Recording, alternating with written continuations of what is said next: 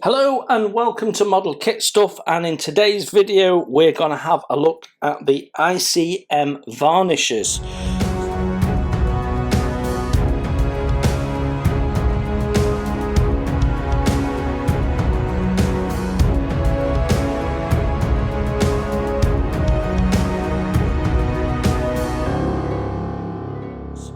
So these came in the 80 colours paint set. You get one of each, matte, satin and gloss, and we're going to try all of them today.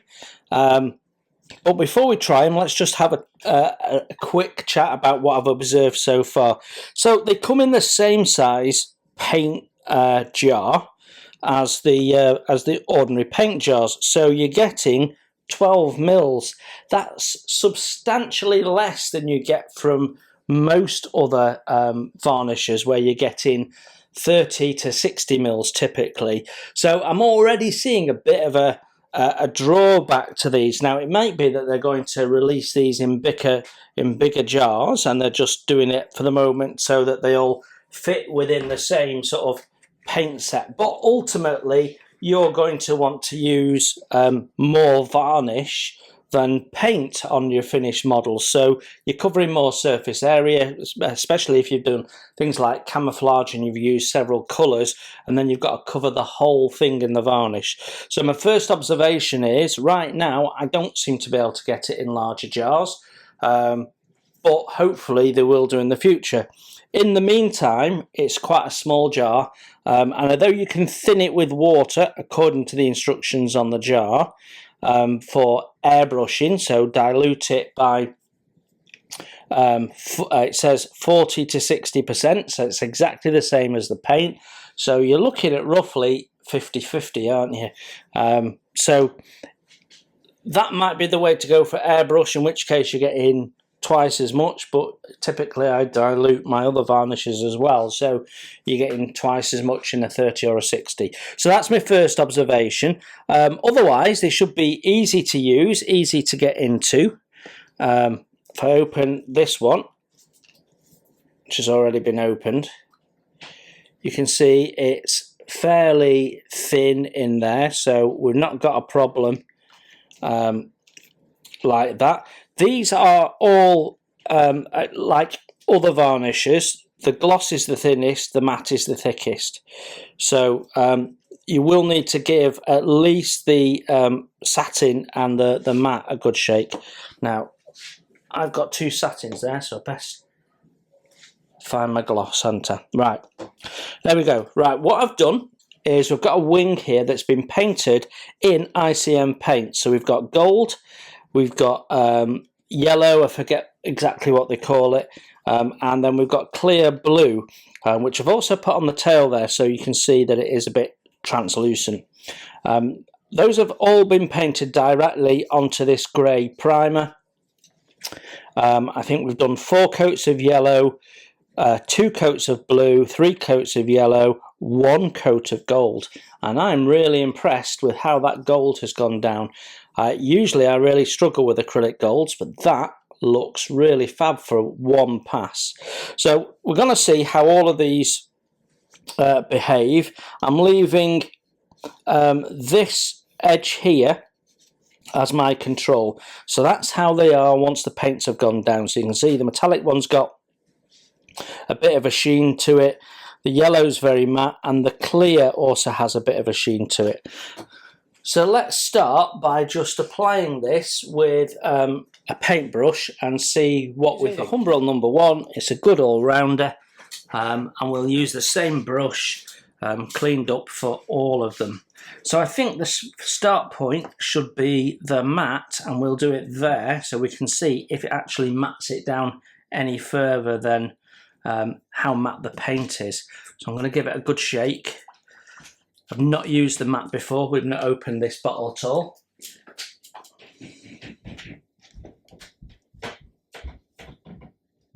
We'll just try it neat.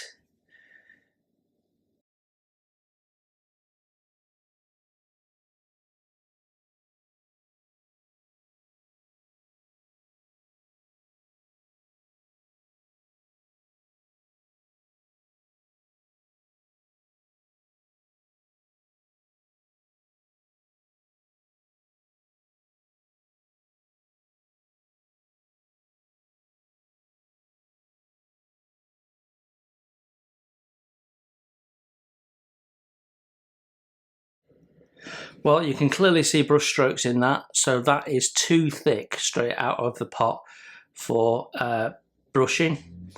Yeah, that is too thick, but we'll see what it looks like when it dries. So let me clean up and then we will do satin next. We're going to put satin on next so we compare it to both the gloss and the matte. Again, neat from the jar just to see how it performs.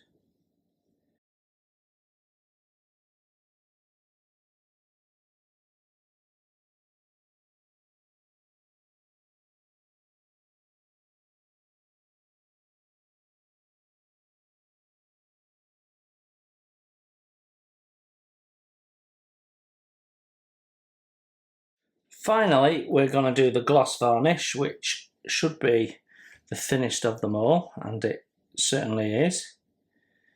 You can tell by how much is collecting in the lid, not much on the thin. So I'll just put that down.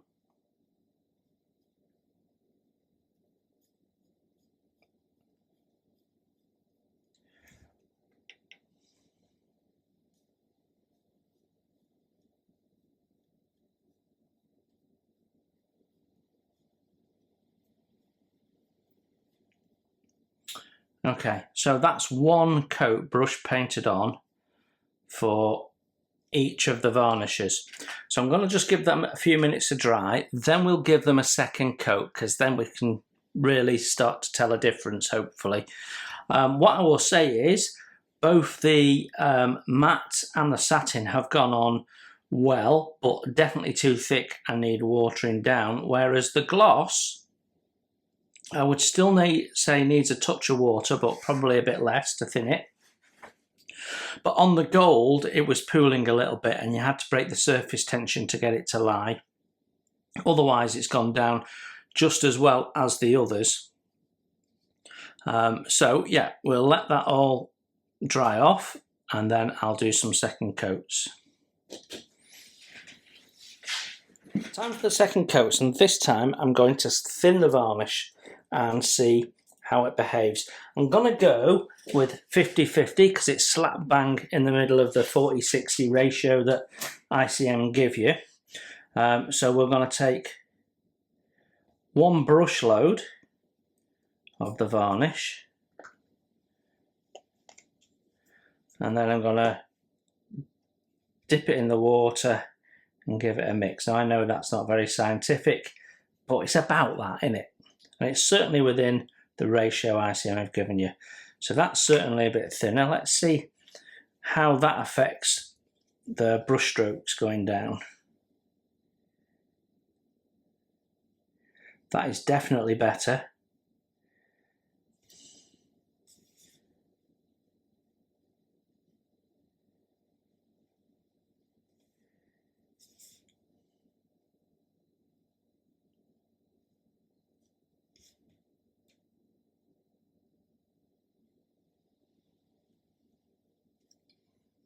Yeah, that's gone down better thinned. So about 50-50 for the matte appears to be about right.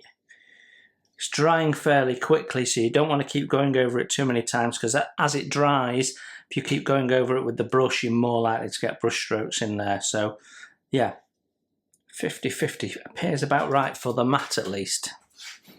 Right, I've done exactly the same with the satin. So again, it's about 50-50.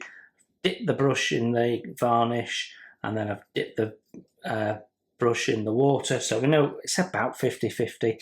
So let's see how that goes with the satin. Now in theory the satin's a bit thinner, so we've probably added a greater percentage of water, and what I'm finding is that's actually thinned it better than the matte, so possibly the matte could do with a bit more. I'm getting no evidence of brush strokes whatsoever, but I am getting a bit of pooling around here, so need to be mindful of that.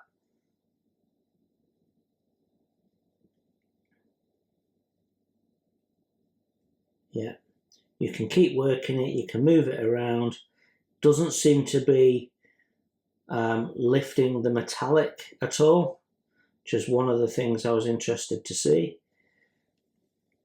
Okay, that's our satin done, so I'll clean up, we'll let that dry, and then we can do the gloss. Finally, the gloss varnish, and I suspect that if we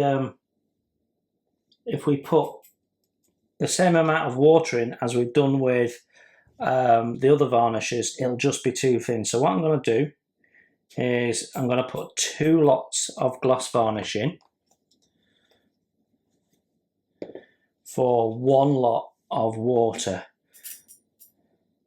So we're mixing it by, theoretically, 30%.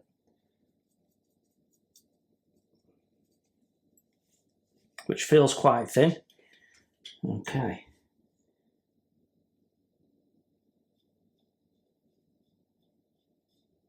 No surface tension issues this second time with the gloss.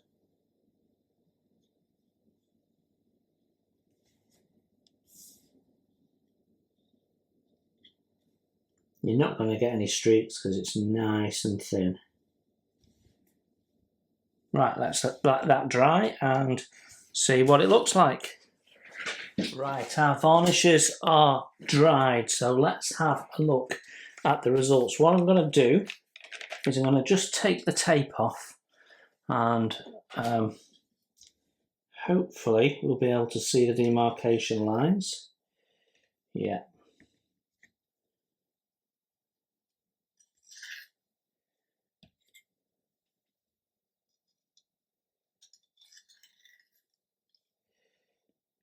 Okay, so my first observation is that all 3 of these varnishes have made the colour deeper. The colour saturation is deeper, and the yellow definitely looks more vivid with having the varnish on. I don't know whether that's, you can see that in the light, but yeah, it's definitely more vivid. The matte varnish does have a little bit of a shine to it in the light compared to the matte of the matte paint, but compared to the clear blue, which I imagine is supposed to be glossy, as it's used mainly for things like lamps, it certainly looks matter and duller, and you can just about see it on the gold, but it's not making a huge difference to that, other than obviously you've sealed it, so you've protected it. When we look at the satin, which is this middle row here, what I can see is there is a bit of difference, but not much. There's a bit more shine in the light. It is subtle, definitely, but that's just 2 coats. So 2 coats is the recommended number of coats for this varnish by ICM. So that's why we've gone with 2. But yeah, you can definitely see, and where you've got an already glossy paint, it's greater still. So there's more gloss on this blue than there is on the yellow. And it is showing on the gold, but a bit like the matte, it's not making a big difference to the gold. It's, if anything, it's dulled it down a little bit from the original sheen of the paint only. And then on this final one, the gloss, that's the one we can see the biggest difference, particularly in the gold. The metallic has come up really well on that gloss, but of course it's more light bouncing around, so it is going to make it look even richer as well. So the metallic looks stunning in the gloss. I would say 2 coats of the gloss is the sort of level of satin finish that I'm normally looking for. So probably you're going to want to put at least 1 more coat on if you're using it to get a satin finish. For me, for my eye, I think it needs 3 coats, and I think I'd say the same for the matte. whereas with the gloss you can possibly get away with 2. Now when it comes to thinning, around about 50% seems to work well for both the matte and the satin. You can possibly push it a little bit more on the satin. On the matte, I should say, a little bit more thinning on the matte than the satin. And then the gloss, you can almost paint with it straight from the bottle. What I'd say is a moist brush. It's definitely not the 40-60% ratio that's on the bottle, and I think that's just standard comments they put on all the bottles, because that's it. All the bottles, regardless of what it is, say the same. So I think you're closer to 30%, maybe even less, depending on what you're doing. But I've got a nice glossy, it's not a high gloss finish, but it's definitely gloss, with just 2 coats, thinned with water. That's looking fine for me. So yeah, brushing it on has worked really well. And just to prove a point, this MiG-29 has been brush painted in 1 coat of the satin. There is no brush marks. The only experience I had was a little bit of surface tension on the decal surfaces. So this was put on over a surface, some of which is painted and some of which is decaled. And on the decals, it wanted to sort of come back together and bead, and you had to work it a little bit with the brush as it dried off and the water evaporated out, and you could move it around. But I did this 10 minutes ago, and this is solid. I can handle it. I can tell that there's still some moisture in it. So if I put masking tape on, I'd be doing damage, but I can handle it. So that's really good. The drying times of these things are really impressive. 10 minutes, 15 minutes to be really touch hard and sure. So yeah, so I am happy with those varnishes. Now obviously if I can brush paint with them, I can thin them and I can put them through the airbrush. But what I will do is I will test them through the airbrush and talk to you about that separately probably. For now, what I'm going to say is my only real comment on these varnishes is the bottles are too small. We need a bigger quantity. Otherwise, I think these are great. They've worked really well. They've dried well. They're giving a nice hard finish, and they're improving the colour saturation of your paint. So there's what's not to like. It's all good, and I think they complement the paint system really, really well. So that is it for this video. Thank you very much for looking in. In the next video, we'll focus on the metallics. Until then, you enjoy your modelling, and I will see you very soon. Bye for now.